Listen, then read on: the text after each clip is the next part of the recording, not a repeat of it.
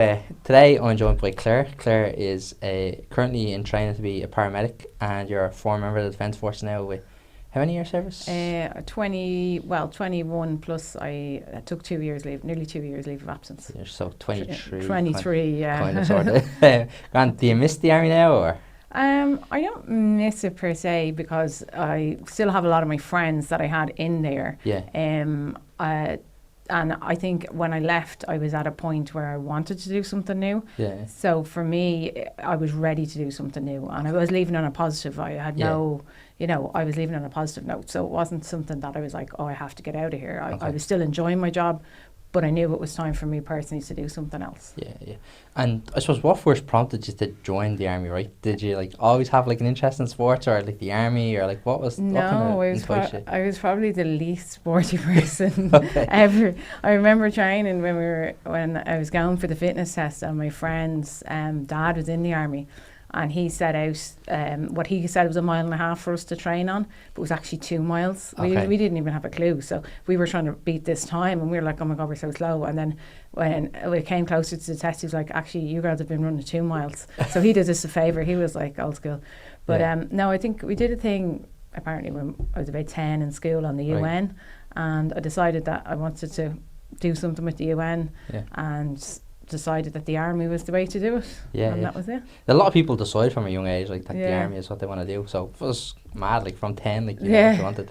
And so you signed up then. What age are you when you signed up? I was 7. I was just turned 18. I'd left school in the June, and I got a place in college, and I started college, and then the place in the army came up at the end of the November of '99, and it didn't go down too well at home when I said, I'm leaving college and I'm going to the army, and my mum was like, what? No, you're not. And I was like, yes I am, I'll see you in 6 months.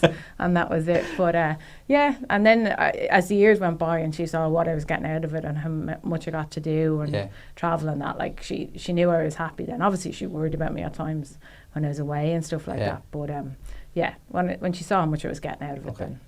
And do you remember your first day then? First day, I do. I can tell you. Where did you train? We met in Calbrua in Rathmines. Okay. And then we were put on a bus to Gormanstown. I can remember trying to get all the bags because you come with loads of stuff, thinking, oh, you don't know what you'll need or anything. And no one had a mobile phone really in '99. And my mum said, you better get a phone before you go in there. And we went into town. We bought a mobile phone, but they took it off us, so made no difference. Right. But struggling down the stairs with all the bags, and it was like, you've 1 minute once you signed. It was like, you've 1 minute to get on the bus, and I was trying to carry all these bags down the stairs in Rathmines, and then it was out to Gormanstown, which was in the middle of nowhere as far as I was concerned. I didn't know where I was going. But then it was just great. You just settled into life out there. I loved Gormanstown. I spent 5 years out there. Later on in my career, I went back there, and I loved it. It's great. I'm not a fan of Gormanstown. Bad memories. But was there other females in the platoon then, or were you the only one? There's actually I'm still good friends with a couple of there was 4 of us in the room together, and I'm still good friends with a couple of the girls out of there, and if I met the others I'd talk to them and all that, but there was, I think at various points there ended up being 6 of us in total, if I remember right. A couple of people came from other platoons and stuff like that, but there was 6 of us, so we had a good little gang going. Yeah, definitely. So normally you see 1 or 2 in the platoons, but they have 4. Yeah, and I've trained platoons where there has actually been no girls. So I've trained about 6 recruit platoons. Okay. And I've trained a few with no girls at all. And then I've trained a few with say 1 or 2 girls. Yeah. And if they haven't built up a relationship between those 1 or 2, it can be very difficult. And if they're on their own, then it's extremely difficult. Long, at times I think though, I always said to people they would ask me about, did I find a difference with the gender thing? And I would say I came to a point that I found it with the age. Yeah. Where I just it was more the age thing that I found, because you're working with a broad spectrum of ages, And when I qualified as an NCO, I was in charge of people that were older than me. Right. Do you know what I mean? Yeah. And it was more an age thing than I ever found a gender thing. Okay. You know? Yeah, that's fair enough. Yeah. You're in Gormanstown then, right? Mm-hmm. Do you know how many people in total started in Gormanstown? God, I think it was a big number. it's like 1 or 2 platoons, was it? I think, no, we were only one platoon, but I think we were a pretty big platoon. Right. I'd say up in the 40s or that. But then we diminished. I'd say it was probably 30 or under. Yeah, I think. Just under 30. Yeah, finished. yeah. And any like memorable moments from training? Oh, loads, yeah. In the sea? Loads of ones in the sea, crawling up breaking the ice in the puddles, because we started in November, right? Yeah, so it was freezing, and they had to get it into us because they let us go home for a couple of days at Christmas. So I had to, we had to have a really hard time before Christmas before we went home, because we either came back in January or didn't, Yeah. So yeah, just breaking the ice out there, and we just had great fun. I don't think I came home for a weekend in those 6 months. Really? Yeah. Because I would always be going to someone's, one of the girls would be like, oh, come home with me for the weekend, or we'd be going somewhere or doing something, and going out just going out. It was great. It was it was nearly like as much a job as a lifestyle then. Yeah. And just kind of totally immersed. All your friends were majority of your friends were in there and stuff like that, because all your friends that you had went to school with were going to college maybe, or had to maybe got a different job, And I remember actually one time, I don't know, I think we were going up Table Mountain in the Glen, and just looking around me and going, this is my office, this is great.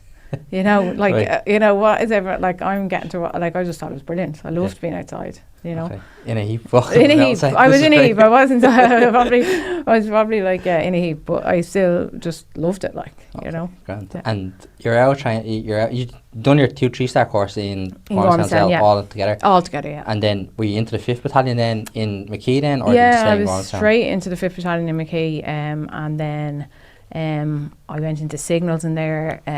Again, that was something I really enjoyed doing. And the thing about the army is, and what I found, I've done other jobs over the years, is that peer support you get when you're in the army, which I think is a great thing. Because I remember, one of the girls that was in signals at the time calling me aside and just showing me the ropes and saying, this is how you do this is how you do that. And sometimes I don't think that's there as much in other jobs, but in there I just found that a lot of peer support. I just found that was really good, Yeah. It's massive, even outside, right? If you ask someone to do something, they might withhold it because they don't want you moving ahead of them, kind of thing. It's a bit more competitive, right, outside, whereas in the army, everyone is kind of, if you're the same rank, you're the same rank, Yeah. The guy that comes first and the guy that comes last is still called private or corporal. Yeah. So it's exactly. So everyone kind of helps each other out, and as well as that, that you have to get the job done, because there's no you're not getting paid by the hour. It's get the job done, and when you're finished, and then you might get to go training or do something else. So it was all just about getting the job and the work done. What was the signals course that you got to do? How long did it last for? I think it was 4 or 6 weeks. Right. Yeah, I think it was 4 or 6 weeks, and that actually got my first trip overseas, the signals course. I did signals in the very last trip to Lebanon, and it was really good. Actually enjoyed it, and I loved doing signals. I really enjoyed that element of that you were an important part of what was happening. Because I like that element that you were. It felt very fulfilling to do that role, if you get me. No comms, no bombs. Yeah, exactly. Yeah. They can't hear you. They don't know you're shouting. Yeah. So, I enjoyed that. So I did that for a good few years, signals. Right. And then I think I wasn't in that long when I did my NCO's course. It was probably... Yeah, that's how long is it? 2003, I'd say 4 years. 4 years, okay. Four and a bit years, maybe. So progression would have been quick back then, right? Yeah, progression was different then. There was a bit of seniority. I had done... that was my second set of prelims before I got the NCO's course. But that year that I did the NCO's course, there was a good few of us from the battalion on it. Yeah. It was bigger then. It just seems, like there was more progression. There was a little bit more of waiting your turn then as well, a little bit more around seniority than there maybe was in later years. Yeah. In later years it would have been more about you had to have certain courses done. There was an XYZ, etc. Yeah. But before that it was a lot about seniority and that you were working when you were in as well, Yeah. Okay. And the NCO course then, that's a junior leaders course with that? Yeah, a junior leaders course. And what I always said about the NCO's course is they teach you loads of things. They teach you, how to plan things, how to organise things, but you don't learn to be an NCO until you come off the course. Yeah. Until you have to go and tell people what to do. And I was saying to you earlier, a lot of the people were older than me, like, you know, and they were like looking at this young 23-year-old coming in like, how's she going to tell me what to do? And you know, what does she know? I have all the experience. So I had to learn to work with that dynamic. Like, how do we, like, you know, foster relationships and, you know, like conflict resolution. And, you know, I was only 23. I didn't have very much life experience. So training recruits was a really good life experience. And yeah, that taught me a lot about, you know, how to be like an instructor, how to teach people and that kind of thing. And I enjoyed that. 6 was probably a lot to do because you're teaching the same stuff. But yeah, I enjoyed that. Yeah, definitely. But the NCO course or the junior leaders course, right? It's like it's a 6 months intensive course. It's basically like a more fun version of recruit training, right? No, well, there's a lot more. There is more responsibility put on you, and you have that element to perform now because more is expected of you. Yeah, continuous assessment. Yeah, you've continuous assessment. There's a bit more of a, I'm trying to remember back now, a bit more of an academic aspect to it, I think, as well. Yeah. Certainly now there is. Like I did the standard course much more recently, the next progression up to sergeant, and that definitely had a much more classroom, like I had the physical element, but a lot more academic was required for you to complete that. But yeah, I can't. It's a big haze, which is probably because it was so intense for those weeks, like, you know. Yeah, you can't really remember. But in terms of like overseas then, right? So were you overseas before you were promoted, or did you get overseas then after? I was overseas as when I was in the ComSen in Lebanon. I was a private, so I was just doing signals over there. And then after I did the NCO course, and very, very soon afterwards, maybe a couple of months, I went to Liberia as a corporal. And I did some more kind of admin-y stuff there. It's something that I wasn't familiar with. They were one of those things I have to be standing in the office one day, and I wanted to go on the trip, and they were like, "Oh, this position has come up," and I was like, "Oh yeah, I'll do that position," and had to learn on the fly about what to do. So that was an experience. Africa was totally different mission to Lebanon, and a job that I wasn't very familiar with. I had an absolutely really nice CO, a really nice CS, like company sergeant, and like they were really good, and we did a nice little core group, and I. Great mates as well that I was sharing the tent with as well. So so we overall we did a good trip, but it was just a different trip to Lebanon. Yeah. What was Liberia like? Was it tough, or was it like okay? Yeah, it was tough. You just didn't know what to expect on any given day. You drive downtown and you just don't know what you're going to see. It's just culturally, it's a world away, you know, from Ireland, like, you know, so that was big. And the heat, I remember getting off the plane and I turned to one of the lads and I was like, "Have they turned off the engine yet?" And he goes, no, that's the heat. And I was like, "Oh, I'm going to melt." Absolutely melt. But we didn't, like, it was, the camp was very kind of enclosed. There was nowhere to go or anything. Got out, obviously, if you're going on patrols or going to do things downtown in the main HQ and that. But it was just different. There was no... I don't want to say they were still emerging as a society, so there was quite a lot of like lawlessness and that kind of thing. But and they hadn't really developed as a nation yet at all. Like, so it was interesting. And you're home then for a while then from Liberia before you go again? I'm home till 2006, 2007 I went to Kosovo. So in that time, you look back and 2 years seems like a long time, but I would imagine if I trained 6 recruit students, I probably trained 3 of them in that 2 years, which take a few months each. I would have done courses in that intervening period.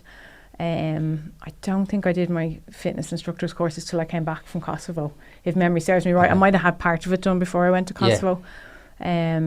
And stuff like that. So then 2006, 2007 I went to Kosovo, which again was somewhere totally different. But it was a completely different mission, and I was a section commander on that one. So there was more responsibility, like you'd be running checkpoints by yourself. You were sent out on patrol and you'd be just in charge of people, and that was it. You went out and you planned your routes, you did all your different bits and pieces. Like So what's it, section commander, you'd have like 8 people underneath you? Eight people, So 8 people. Big enough team. Yeah, big enough team. And then, like, I think the platoon sergeant was away at one stage, so like you might stand in for him and have to do some of that, which was difficult because at the time I was still quite a junior corporal, like a junior kind of manager. So it was difficult. Then you're dealing with more senior people and kind of to fight the battles on behalf of your lads and you know, get what like, you know, because there's always different taskings to be done and divided out and stuff like that. So yeah, that was a good learning experience as well. And we ran the marathon out there as well. So that was my first marathon. So how many overseas did you do in total? So Lebanon, four. So Lebanon, Liberia, Kosovo and Syria. The last so that's one. where we were. Yeah. Where we Which was the most challenging trip for you? Which was the most challenging trip? It's hard to tell you because I was in a different place as a person on each of the trips. Okay. The most dangerous, I think, was probably like was Syria. Or what felt like the most dangerous one was Syria. It was a dodgy place. It was a bit dodgy, all right. But the others were challenging from different aspects because like with Liberia, it was like the climate and the culture and all that you had to deal with, and you know, the job that I wasn't too familiar with. With Kosovo, I was more learning how to guide and be on my own, and you know, take all those responsibilities and just be like, right, I'm setting up a checkpoint here. This is what I have to do. And then in Syria, it was obviously a whole different ball game because it was just like, it was a bit more dangerous. Did you feel like a different kind of level of pressure in Syria, like because it was a bit more kind of? I didn't actually. That was probably I felt probably one of the times when I was under that bit more pressure that I actually felt I was more competent in what I was doing, and I felt like personally that I had like a good trip. I know like everyone has different experiences, but as well we had a really good team, kind of like we had a really good platoon. Yeah, it was a solid platoon. It was really and it was someone asked me after that trip actually that was on it with us, and they were saying like, what do you think made our platoon kind of like, and I was like, well, we just got on, and if we had a problem we spoke about it, and I learned a lot about working with other people and kind of conflict resolution on that trip, and you know, not to just say, oh well, I'm not getting on with you, and not like, you know, you have to deal with it, because if we didn't deal with it, it was going to impact then on like operations and different things like that, and we couldn't have that because it was too dangerous for that kind of thing, you know. So Syria is definitely one for the books, right? It doesn't feel like that. Like, it's a good, 2013, 14, like 14, it feels like it's only like 2 years ago kind of thing. Like, and before I had only come back to work. How I ended up going to Syria was I had come back from leave of absence in the May. Oh, okay, yes. So I'd only come back in the May, and we were going for coffee at 11 o'clock, and we were sitting at coffee, and the lads were like, oh, I'm actually putting in for Syria. And I was like, oh really? Yeah, that sounds interesting and all. And someone said to me, go up and put an application. It's not closed till 12:30. This was like 11 o'clock. Because it was an emergency deployment. Yeah. And I was like, no, I can't do that. And he's like, no, just throw your application in. So I went up, and I remember knocking. They were all upstairs in the boardroom, and they had all the applications, and they probably had them all picked that stage. It was nearly 12:30. Yeah. And I was like, oh, I'm just going to slip my application in, and the faces weren't too happy. And I think I was in the boardroom that day because I would have been going through the applications as well. Yeah. And I was like, I'm just going to slip my application there. And because I had been away for nearly 2 years, obviously I hadn't been overseas. So then I was going to be up in the running. So I ended up going. So I was literally back into work and straight back overseas. Yeah. So it was like, it was great because it was just right, get in there, get it done. Yeah, because people were saying it's like it's a gift. Like, it was like we were 2 weeks training, 2 weeks and 2 weeks gone. Like 2 weeks and we were get gone. Our stuff together and we were gone. Yeah, it was pretty quick, right? Because I remember like applying, and then 4 weeks I was in Syria. I was like, what's going on? What am I doing? And then I got my appendix out as well. Oh, over there, did you? Yeah, do you not remember that? Oh, about a month into the trip, I had a little quick trip to the hospital. I got my appendix out and came back. No way. Yeah. I don't even remember that. Yeah. No, probably not a lot of people do. I was literally in the hospital for 2. Oh, well, I don't know. I was in the hospital for 2 nights, and I went over to Israel. I got my it's in your appendix. Like, got my appendix out and came back. I think it was 2 nights gone or something. Yeah, I remember when the lads like got it done in Kosovo, like in the American camp, keyhole surgery. It was they were brilliant. Back up and running. Yeah. The health services second to none. Like they were really good. Yeah. Jeez. So you're home from. You have all your overseas trips done. From an academic point of view, right? What did you get out of the army from an academic point of view? So PTI, medics? Yeah, so I did my fitness training instructor course in the Curragh, and that lasts, I'm going to say in total, it's the PTI bit of it, the instructor's bit is 18 weeks, I think. The supervisor bit maybe is another 6 weeks onto that, and then you might do your leader's course. So 8, and so 26 weeks in total. 26 weeks to be a PTI, is it? To be a PTI, yeah. And then you do your NCEF, which is your National Certificate in Education and Fitness, or Exercise and Fitness, sorry. Right. National Certificate in Exercise and Fitness. So you do that through University of Limerick. Okay. So that was my first kind of a tie-in with like a civilian qualification with the Army. So I did that, and then I went on and I did some more the next level course with the NCF just on my own time. So I got that qualification out at the University of Limerick. Yeah. Then for the medics course, we did 9 months in, an academic year in University College Cork. So we go down to Cork, we do that, and we do placements, various different placements in the hospitals and the ambulance. And then we did our own internal medical training for that as well, with military specific things. Yeah. Yeah. So that'd be like the gunshot wounds. And that kind of thing, or like CBRN, like the chemical, biological, radiological, nuclear training, like how to deal with casualties when you're all in all the gear and stuff like that. And out of that you get a diploma in military medical care from UCC. So I got that, and then I got when you do the standards course, when you do the sergeant's course, you get a qualification from Carlo IT. Yeah, that's right. Level 7, isn't it? Level 7, I think. Yeah. I think that the diploma in military medical care is level 7 as well. Okay. Yeah. So you get that as well. So like I got a good few qualifications out of it. Yeah. And obviously I did all my driving training in the Army, like up to truck. So that's how I was able to apply for my current training in like being a paramedic, was because I had that truck license there as well. Like, so. Okay. You decided to leave the Army, right? Mm-hmm. And you went into the HSE ambulance service. I think I remember speaking to you when we came home from Syria. You were considering it. I considered it then, and I pension, was it that you decided not so to? I had applied before, when I came home from leave of absence, when I took that time off back in 11 to 13. I had applied in that time to go into the National Ambulance Service, and then I decided when I came back, by the time they called up the panel and I'd come back from overseas, I was closer to my pension than I had been, and I was happier, and I got I got a new position. I was working in the EU section in the HQ, and so I worked there for a few months, and then I went to the medical corps, and I was happy in the medical corps. I really liked it. And because it was the avenue, that was what I wanted to do. Yeah, so you're up in the hospital then. Yeah, I was over in the military hospital, and that was really good. So then I reapplied again. Like I said, well, my 21 is coming up. Like, I'm going to have my pension now, in the back pocket, so I can decide now I have an opportunity to have a second career. Whereas if I waited past, like, because I was 42 now, like I was like, if I wait past this, I just felt I wouldn't have enough time to input into that, and as well, in the intervening years, I had a little girl, and I didn't want to go overseas again. Yeah, and I knew that, and that's like, I always feel like if you're in the club, you play by the rules, and one of the rules is you go overseas. So if I didn't want to do that anymore, and I always felt that was one of the better aspects of the job.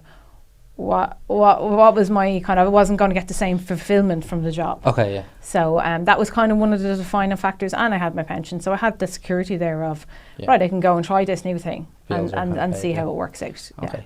And how, like, you're in training now to be a paramedic. Yeah. How are you finding like the whole transition, right, from like soldier to civilian? Like, I didn't notice. Maybe it was because I took those 2 years off. Okay, yeah. And I'm very much a person that I do what's in front of me. So this is what's in front of me now. I was doing that other thing. Even when I was packing up my gear and all that, like I didn't feel that sense of loss or anything like that. I felt the transition of the change and all that. Because I kept a lot of my core friends from that time, it didn't really. It didn't feel. It was fine. It was fine.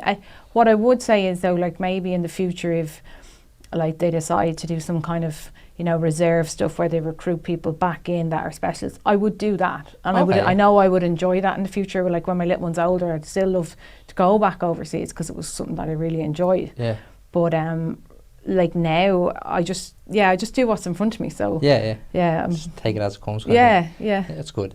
And was it hard to get into the HSE ambulance service, or was it kind of a pretty similar process to the Army? Or no, it's much different. Like, obviously with the Army you have your when I went in, you had your medical, your fitness test, and your interview, which was fine. Like, you know, I'm sure I prepped for the interview. As I said, my friend's dad was already in the army, so we were prepping for the fitness. So I'm sure he did something on the interview with us as well. Yeah.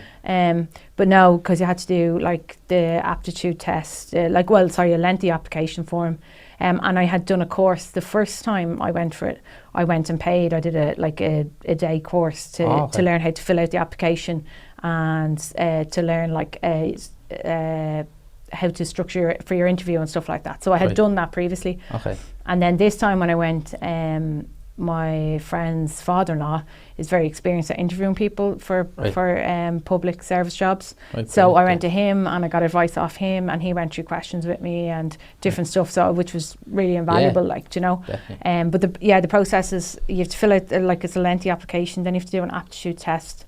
And then the interview it's hard to interview, you know, and it wasn't in person either, which my first one was, and I liked that much better. And the second one was like virtual because of COVID and everything like that. So and then you have to submit loads of documents, your guard clearance, and then as you go along through the training, you have different assessments that you have to pass, to go to move on to the next stage. So it was a lot different. Sure, enjoying it. Did you have to? Not way you had your truck license from leaving the army, right? And obviously you have to have a rigid license or a category C license for the ambulance. Did you have to go and get a tachograph card and do CPCs, or are you exempt? No, you don't, because that was already on your license when the way it translated over from my 154 onto my license at that time. That's the way you did it.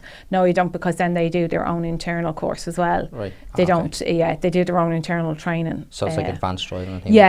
Like advanced response driving as well. So they do that as well. So. Yeah. Have you got much left now to do before you're kind of qualified? So the whole course is 3 years. It's a degree course. Yeah. So it's lengthy enough, but the way it's split up is most of the time you're working. The first kind of year is really, really academic. Yeah. Then the second year, it's more like you're out in the job, you're doing it, but you get assessed along the way. Okay. And you must pass those assessments then as well. Yeah. And then in conjunction with that, you're doing work with UCC. They're who actually give you your degree at the end of 3 years.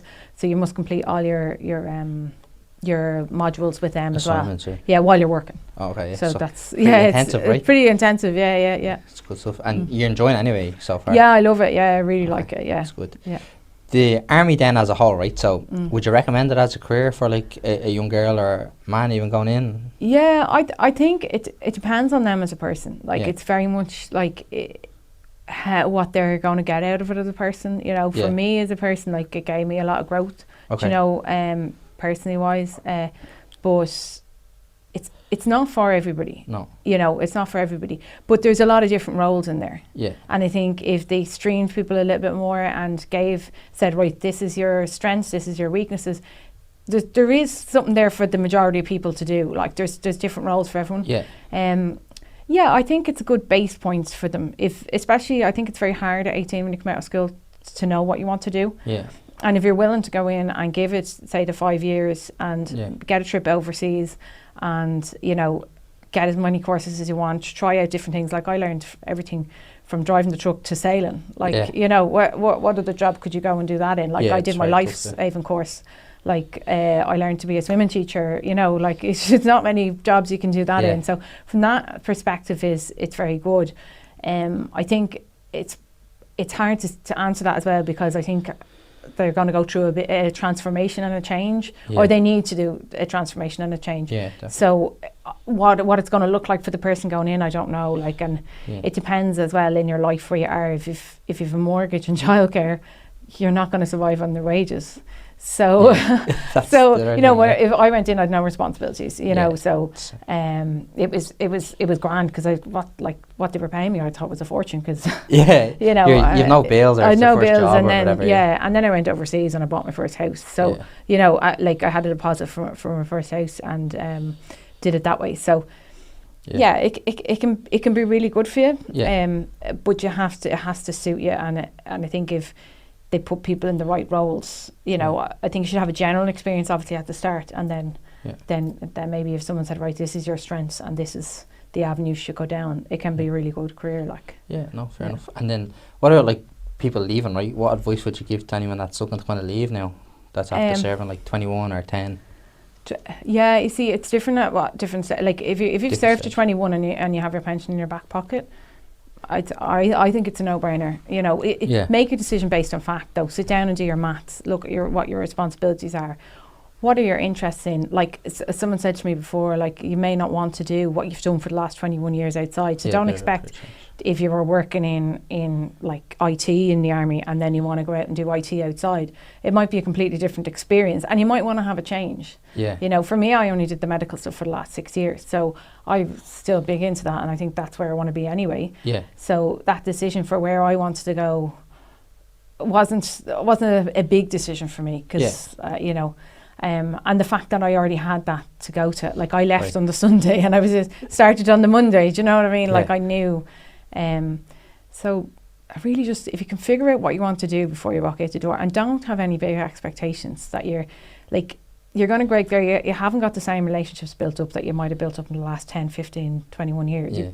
That doesn't happen. You don't walk into a job and have that built up. It's not going to be the same. So like, don't have as much expectation of what it's going to be like. Have a fair idea what you want to do, but be willing to change that if it doesn't work out as well. And don't just automatically go, oh well, I don't like this out here, so I'm just going to try and step back into what I was doing because you left for a reason, right? Well, that's how I feel about it. You left for a reason and you wanted to do something else. So just having willingness to try different things, you know, and always have a cushion, like financially always, especially if you're leaving before your pension, always have something saved up there, a couple of months mortgage payments or whatever, and always have that there so you know, right, well, if I find myself for a couple of months with nothing, then I have something there, you know. Do you think the career break helped you to kind of stay the whole 21 years service? 23 without years a doubt, yeah, without a doubt. I had come to a point where I was like, I had been working in the gym just before that, and I went back to the battalion for a while to the 7th, it was the 5th battalion before it became 7th. And I went back there, and I didn't feel, I wasn't back in signals. It was in A company. I didn't see a real career progressions, and I went in for my yearly report, and the CO said, like, what would you like to do? And I said, actually, you know what? I want to take some time off. And he was like, okay, I can organise that. So my leave of absence was organised, and the lads said to me before I left, they're like, sure, sign in case you want to take extra time. And I was like, no, I'll be back within the year, most definitely be back. And I was so glad I did, because I ended up staying nearly 22 months. But like, I'll never get that time again. Like, I travelled, I worked outside in jobs in Australia, I did the whole Irish thing. I got this job being like kind of an office manager. I hadn't too much of an idea what I was doing, but I made it. I made it. I paid some guy twice 1 week. But anyway, other than that, it was all fine. But it was good. And it was a really good experience to travel that far by myself. So it gave me a lot of confidence just to go, right, my brother was out in Australia, so I did have a bit of a cushion, but I still went out. I lived by myself. I went to New Zealand for a few months. And then I travelled all the way back through Indonesia and Asia and that. So that like, I'll never get that time and that experience back. And I think travelling and going out and like being by yourself is just invaluable. Definitely. I won't be doing it with a 4-year-old in tow now anyway. So stick her in the backpack. Maybe when she's a bit older. Maybe she's a bit older and I don't have to bring all the toys. Definitely. Good stuff. Well, look, thanks very much for coming in. Is there anything else that you wanted to kind of bring up, or are you happy enough? I think I'm happy enough. Grand, so thanks very much.